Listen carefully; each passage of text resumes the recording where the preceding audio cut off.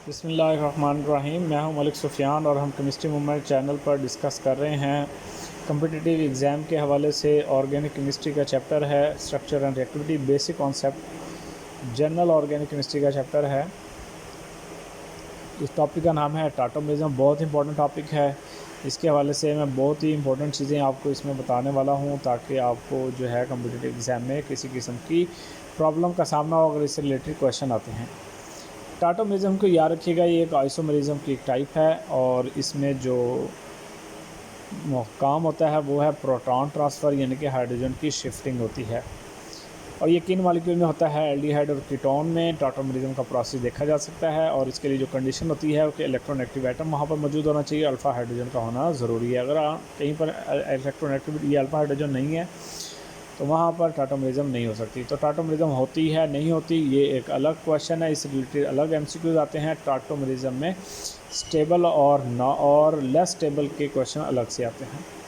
ये dynamic equilibrium होती है। डायनामिक इक्विलिब्रियम का मतलब है ये इंटर कन्वर्टिबल होते हैं एक दूसरे में।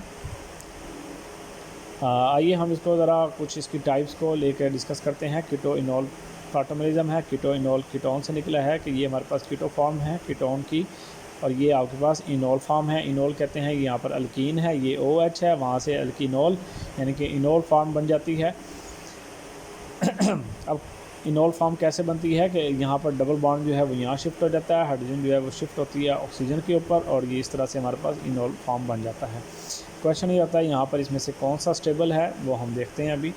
एक और एग्जांपल लिखी है HC डबल बॉन्ड OH, यानी कि ये एक फॉर्मिक एसिड है। इसका कोई टाटोमिज़म नहीं होगा। क्यों नहीं होगा? क्योंकि यहाँ पर कोई भी अल्फ़ा कार्बन या अल्फ़ा हाइड्रोजन मौजूद नहीं है।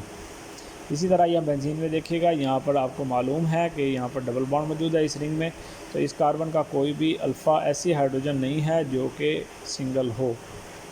ठीक है, ये पहले से ही डबल है, तो यहाँ पर अल्कीनोल इनोल फॉर्म नहीं बन सकती क्योंकि डबल बॉन्ड पहले से मौजूद है, इसलिए इसका भी टाटोमिज़म नहीं होगा।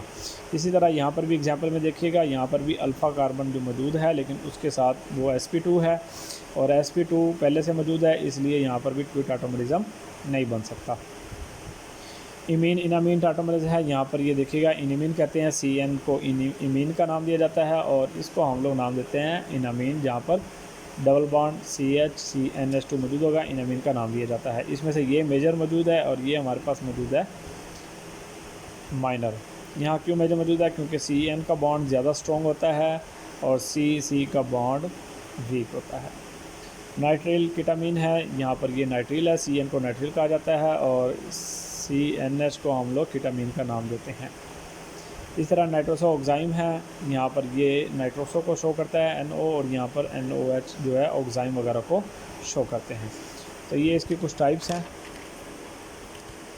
नेक्स्ट देखिएगा कि हम जो मेन इंपॉर्टेंट एक और हवाले से इसको डिस्कस करना चाहते हैं वो ये है कि स्टेबिलिटी और इनोल कंटेंट। ये मैंने वही एग्जांपल लिखी है, ये आपके पास कीटोन है, कीटो फॉर्म है उसकी, और ये उसकी इनोल फॉर्म है। याद रखिएगा ज़्यादातर केसेस में 90% केसेस में कीटो जो है वो आपको ज़्यादा स्टेबल मिलेगी और इनोल आपको लेस स्टेबल मिलेगी।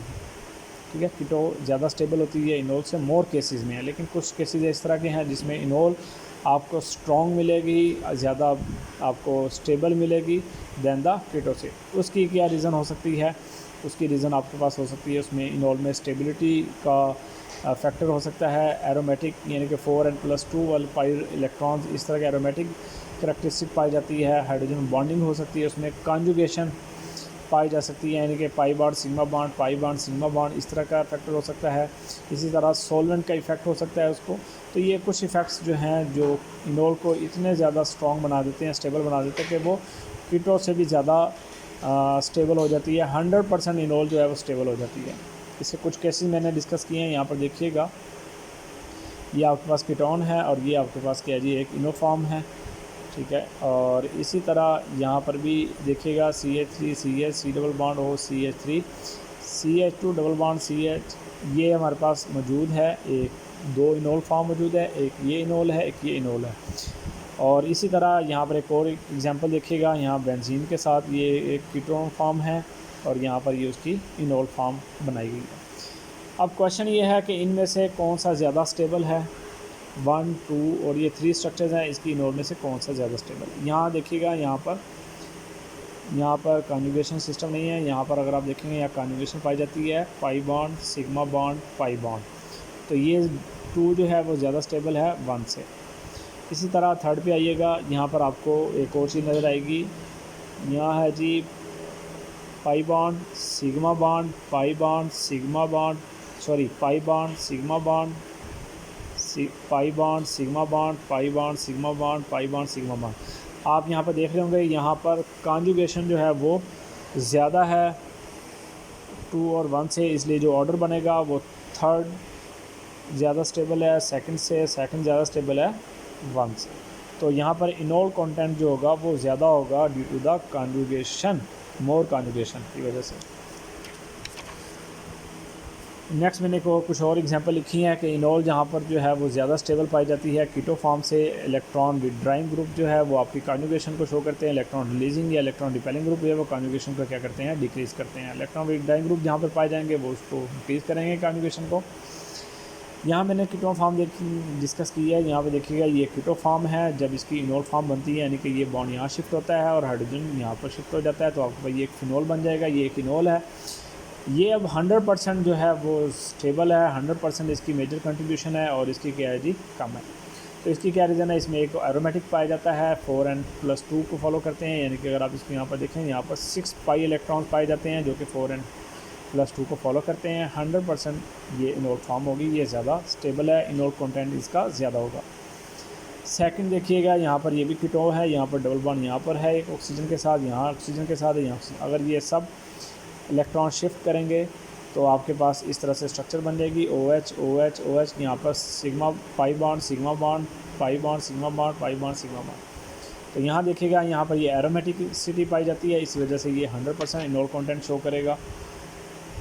इसी तरह थर्ड एग्जांपल देखिएगा, यहाँ पर ये कीटो फॉर्म है डबल। यहाँ पर देखिएगा OH। अगर आप इन दोनों का कंपैरिजन करें तो ऐसे लगता है कि यहाँ पर एरोमेटिसिटी पाई जाती है या एरोमेटिसिटी नहीं पाई जाती, लेकिन ये फिर भी 100% इनोल कंटेंट शो करता है। उसकी क्या रीज़न है कि ये ऑक्सीजन इस हाइड्रोजन से, ये ऑक्सीजन इस हाइड्रोजन से हाइड्रोजन बॉन्डिंग भी शो करता है। तो इसमें 2 फैक्टर हो जाएंगे, कॉन्जुगेशन प्लस हाइड्रोजन बॉन्डिंग, जो इसको स्ट्रॉन्ग बनाते हैं, ज़्यादा स्टेबल बनाते हैं।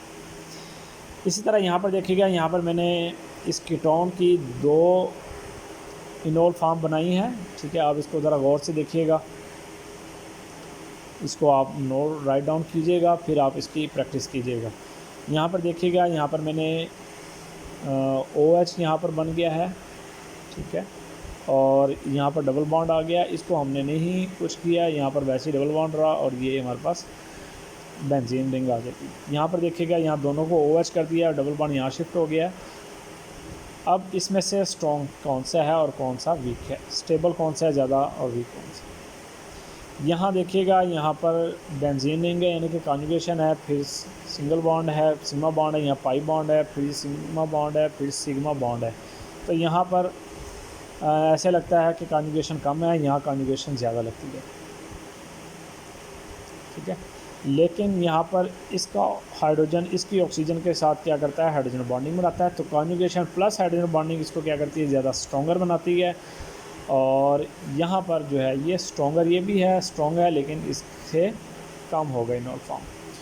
तो ये कुछ चीज़ें हैं जो टॉटोमरिज्म में आपको सीखनी है, आपको याद रखनी है, आपको ये चीज़ें आनी चाहिए। अगर आप इन चीज़ों को सॉल्व कर पाते हैं, अगर आप इनकी प्रैक्टिस कर पाते हैं, अगर आपको ये चीज़ें माइंड में रहती हैं कि ये फैक्टर इनोल कीटो की स्टेबिलिटी को पर इफ़ेक्ट डालते हैं, तो आपको टॉटोमरिज्म से रिलेटेड क्वेश्चन सॉल्व करना आसान होगा। उम्मीद है आपको वीडियो पसंद आई होगी। अगर आपको वीडियो पसंद आए तो लाइक और कमेंट कीजिएगा। Thank you for watching. अल्लाह हाफिज़, टेक केयर।